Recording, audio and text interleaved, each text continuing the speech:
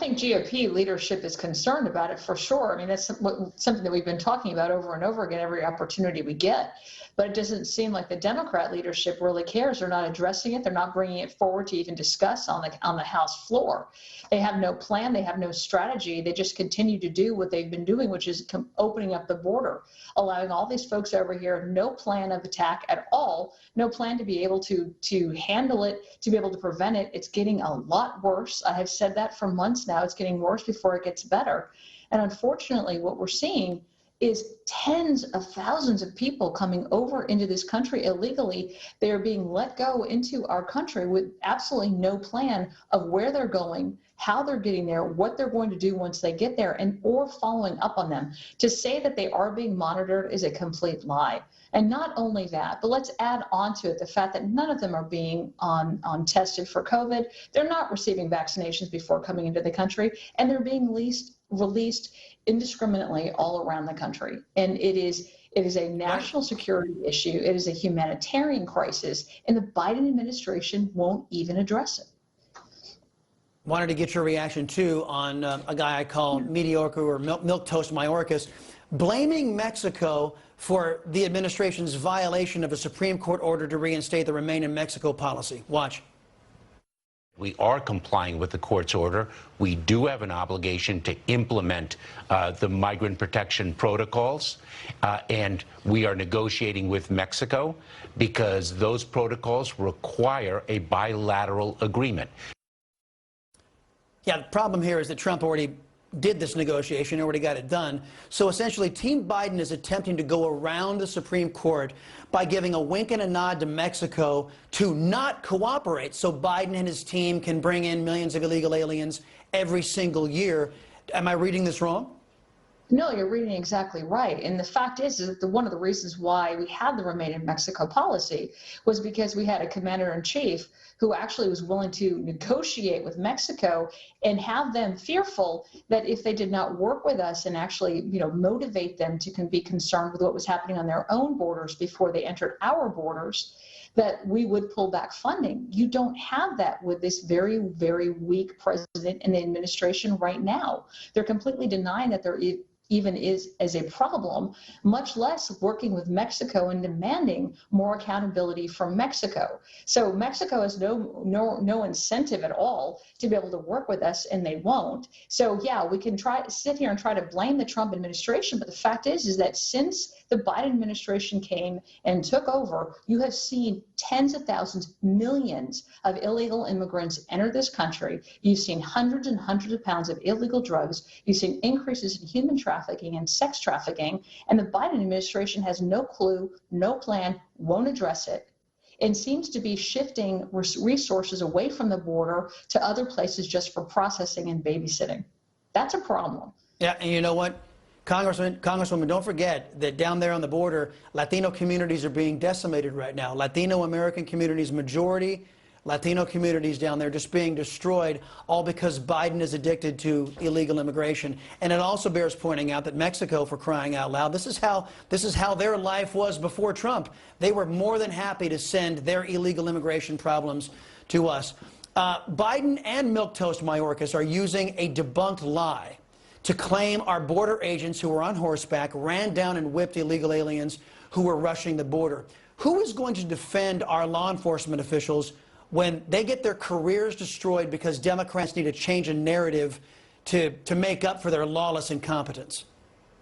It's a shame. I mean, it's pathetic what they're trying to do. It's horrible what they're doing to our law enforcement agents whose job is to enforce the laws that policymakers put on the book, primarily protecting our borders, protecting our country.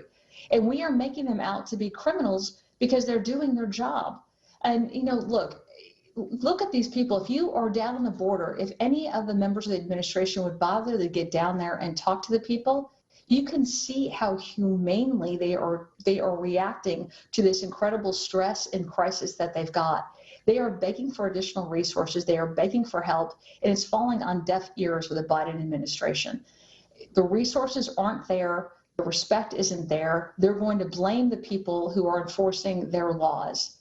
And until can actually get a commander-in-chief who prioritizes our national security, prioritizes American lives, we're going to continue to see this grow and worsen.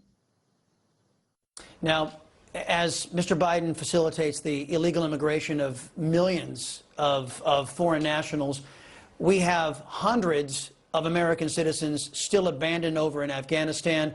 We have thousands of those who actually helped us out and over in Afghanistan who've been fully vetted over there. And we're hearing now reports that, that there are more Americans in Kabul than Biden has claimed. Has your office received any updates about how many people are actually left over there, our own citizens?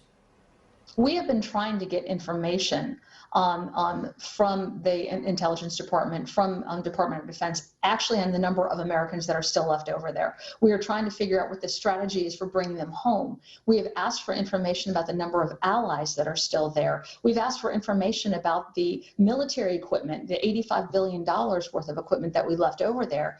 We're not getting anything. They can neither confirm nor deny any specific numbers. And when we press them, they said, we don't want to give you a number now because it may change, and whatever we give you now may not be accurate. That is not the way to run our international defense, our national security. We need to know how many Americans are over there and what is the plan to get them out. It seems like we just completely left them there without any plan, without any strategy, and ran and hot-tailed it out. We don't do that in America. We don't do that with our military. And that is the position that we have found ourselves in. Again, it's a complete lack of planning, a complete lack of respect for military, and it's a complete lack of respect for our allies as well as our adversaries, what message that we are sending to them. I have said it before, real Americans do not leave our own behind. Last thing I wanted to get to, in response to Texas and other states passing bills that protect the lives of children in utero, in the womb, the Democrats have come up with a plan that says you can off a baby all the way up until 9 months in utero. A fully formed baby, you can kill it with no ramifications. You gave a passionate speech on the House floor, and I wanted folks at home to see this and get your comment on it. Further comment. Watch.